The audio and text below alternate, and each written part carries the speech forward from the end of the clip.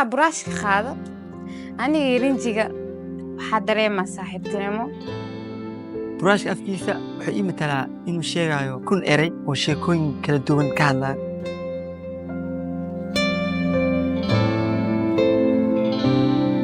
art markii la sameynayo nabad waayo, deganaansho.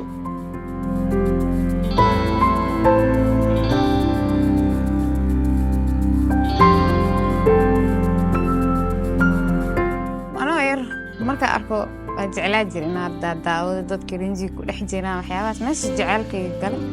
kadib waa isku dayi jira markaa xaafadda jooga camal dhuxul inaa qaado derbiga ku sawiro. si daro waxaa soo raadiyey meel aan ka barto farshaxanka marka ma helin because waxaa kusoo aaday xili waddanka burbursan yahay. runtiina waxaa ahaa qof uu kusoo dhex koray xaaladda waddanka uu soo maray.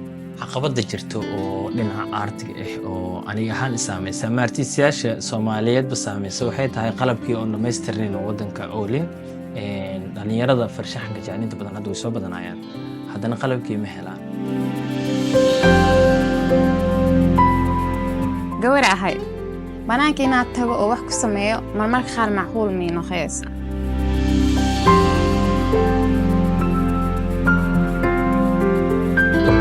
banaanka hadaad tago xataa anoon aarti sameeyeyna arkaa inuu foodo iyo waxaas ay ala kulmo ma fahamtay. inaan meeshaan soo gaaro waqti badan ay qaadatay. meeshaan meel kasii fog inaan gaaranay waa ku tala jiraa oo ku dadaala. sawirada oo tusaale ahaan wacyigelinta oo waxyaabaha nabadda khuseeya camal maaragta markii aad soo bandhigo dadka waxaas kula falgelayaan si deeply zaaid isku dareemayaan. waxay leeyihiin sawirka aad iyo aad ay u dareemayaan. artska waxay ka dhigan yahay nabad. artskana wuxuu ka mid yahay waxyaabaha waqtiga badan qaato si maskax degan waxa loogu sameeyo. waqtigaas badan wuxuu u baahan yahay nabad.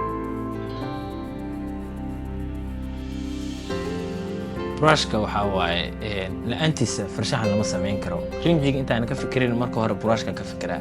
alxamdulilah markasta oo ku faana inaan soo saaro wax qurux badan oo dadka ay ku qancaan. This is me and this is my Somalia.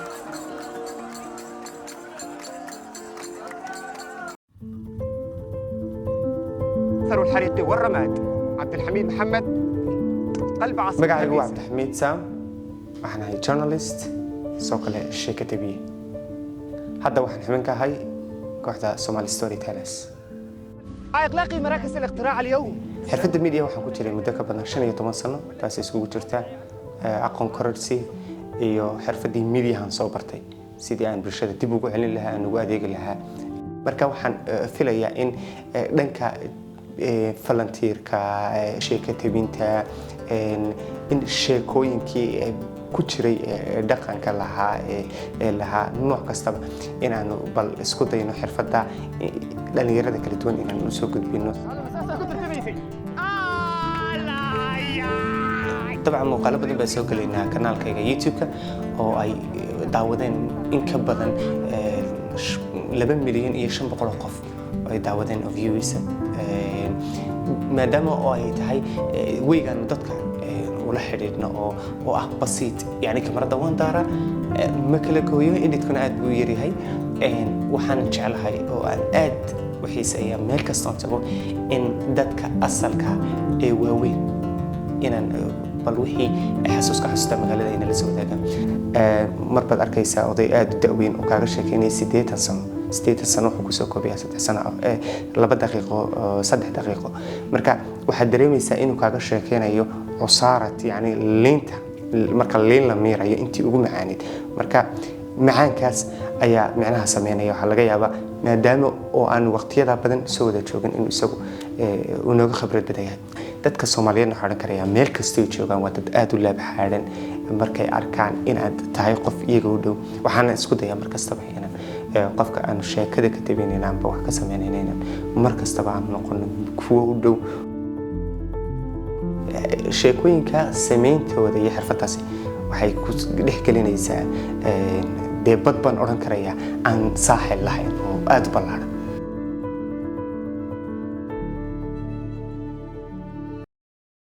واه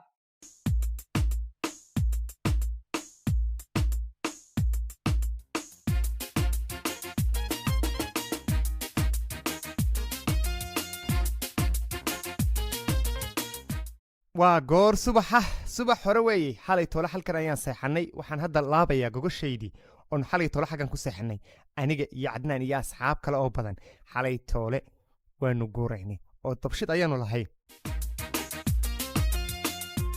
cadnaan waxa uu bilaabay inuu quraacdii noo diyaariyo halkaas oonu ku cunnay laxoox iyo muqumad halkanna waa halkan seexannay goortii subaxa markay tahay reerka waxaa loo doonaa amba inamada xoog waxay u doonaan biyo waayo biyo waa shaqada ugu badan ee mar kastaba loo baahan yahay dhowr jeerna maanta waanu dooni doonaa halkani waa xaabaa leh xalay toole goor dambe haddaan seexday waxa aan soo kacay goor dambe 7 oo buuraha reer miyiga agtooda 7 waa goor dambe salaadii ayaan u weysaystay si aan u tukado waqti qurux badanna wada qaadanay ila daawada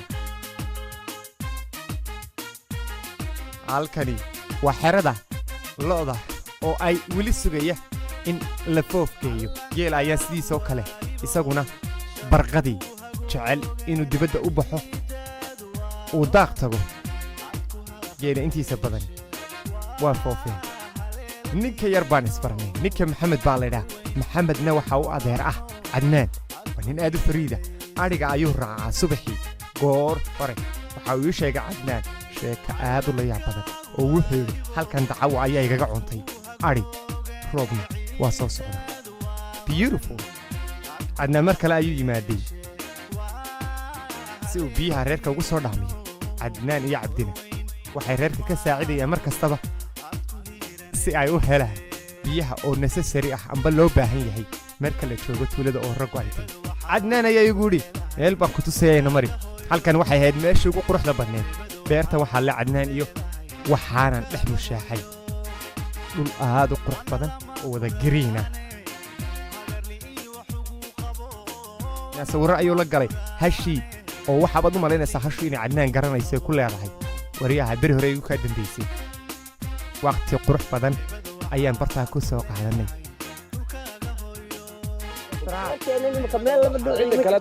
dayaxani ma iftiimaba dayaxani maba iftiimo dayaxani gebigiisa waa meel muraayaduna saas mid soo celiyo cadceeda dayax baa shidno weligii aan laga dhaadhicin adu soo moosin dayaxani iftiimayo ha ka yaabin weligii cadceeda waa tan ka maqane xagay ka iftiiminaysa dhulka hoose ay imika inagu saasaynu nahay dhulka hoose iska arkayaan dayax iyo cadceedu mar walba inagu kooriyar bayna saa ku baduna imika hada in yar xagaa foro foogtid dhulka gebigiisa ku soo noqonaya wala dadkii wala dharrabay may dhinacaasna dadkii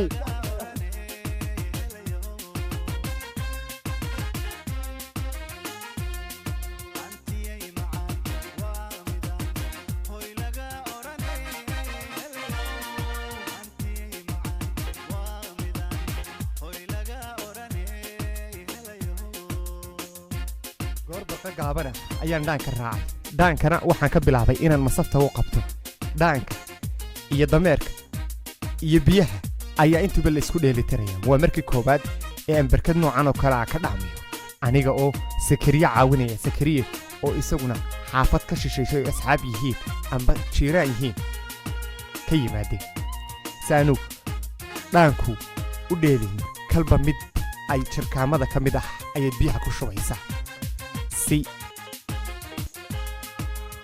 ay u fududaato inuu qaado dameerku waxaan noqday muddo yaro kooban nin dhaamin karaya biyaha reerka oo 4 dhaamba ayaa lay daayay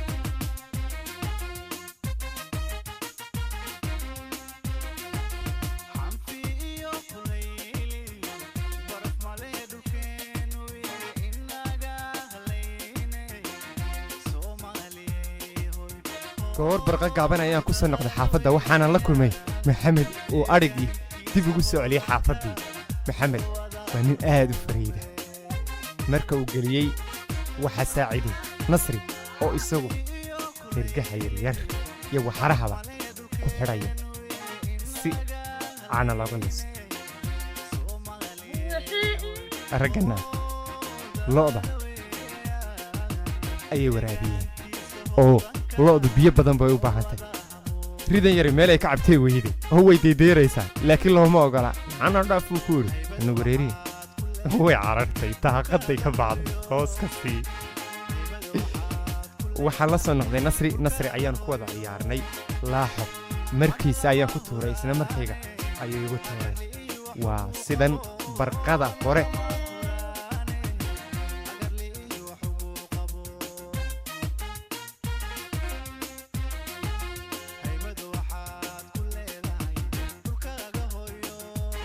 annaguna waxaan sugaynaa waqtigii qadada ayay gaadhay si qadadiina lagu keeno qadadiina hadda waa diyaar qada aad u fiican oo caano iyo ciir iyo maraq balle ayaa naloo keenay halkaana waxaa isku waajahay rag adag adnaa markiisii waa ka farqabsaday deerikana waxa uu ku shubayaa maraqii ninka laftiisu kama yara oo ma yaraysan halkan ayaan ku qaadanay waqti aad u qurux